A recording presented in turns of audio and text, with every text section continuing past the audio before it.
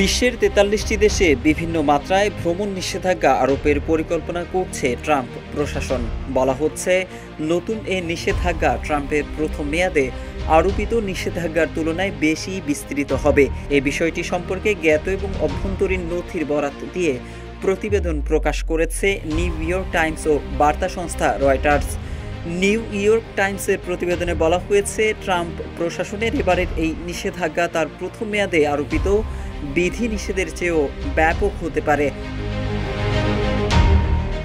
এদিকে ট্রাম্প প্রশাসনের দিতে যাওয়া নতুন ভ্রমণ নিষেধাজ্ঞা সম্পর্কে নিউ ইয়র্ক টাইমস ৪৩টি দেশের কথা উল্লেখ করলেও রয়টার্সের প্রতিবেদনে বলা হয়েছে, ভ্রমণ নিষেধাজ্ঞায় পড়তে যাচ্ছে ৪১টি দেশ। খবরে বলা হয়েছে, যুক্তরাষ্ট্রের ভ্রমণ নিষেধাজ্ঞায় পড়তে যাওয়া এসব দেশকে ৩টি ভাগে বিভক্ত করা হয়েছে। রয়টার্স বলছে, প্রথম ভাগের দেশগুলোর উপর সম্পূর্ণ ভ্রমণ নিষেধাজ্ঞা আরোপ করা হবে। এই তালিকায় রয়েছে 10টি দেশ। দেশ জুড়ে তোলপাড় ওয়ালটন ফ্রিজ কিনে আপনিও হয়ে যেতে পারেন মিলেনিয়ার। সম্পূর্ণ ভ্রমণ নিষেধাজ্ঞার তালিকায় আছে আফগানিস্তান, ইরান, সিরিয়া, কিউবা, উত্তর কোরিয়া। তবে নিউ ইয়র্ক টাইমসের তথ্য অনুযায়ী এই 5 দেশ ছাড়াও সম্পূর্ণ নিষেধাজ্ঞায় পড়তে পারে Bhutan, Libya, Somalia, Sudan, Venezuela ও ইয়েমেন। রয়টার্স জানিয়েছে, নিষেধাজ্ঞার দ্বিতীয় ভাগে রয়েছে 5টি দেশ।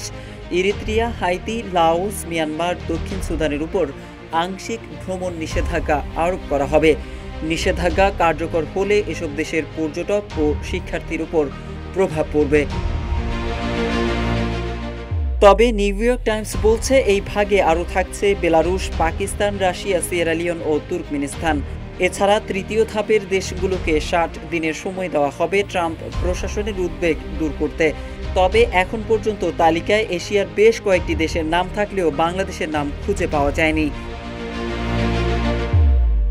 জানা গেছে, লাল তালিকাভুক্ত দেশগুলো সম্পূর্ণ ভ্রমণ নিষেধাজ্ঞার আওতায় থাকলেও কমলা তালিকায় থাকা দেশগুলোর নাগরিকদের ভিসা দেওয়ার ক্ষেত্রে কড়াকড়ি থাকবে।